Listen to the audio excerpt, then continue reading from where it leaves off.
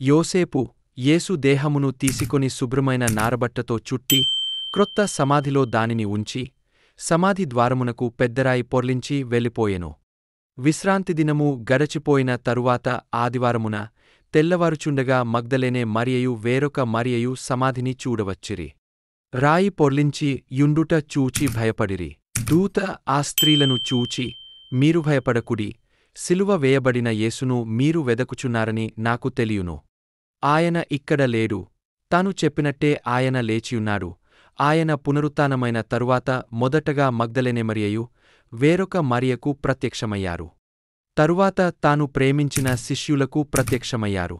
తన చేతుల్లో గాయాలతో, కన్నుల్లో ప్రేమతో వారి భయాల్లో శాంతిని, వారి హృదయాల్లో ఆశయాన్ని నింపారు.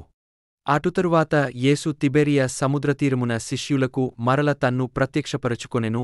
ఈ మహాత్మ్యాన్ని సెలబ్రేట్ చేయడమే ఈస్టర్.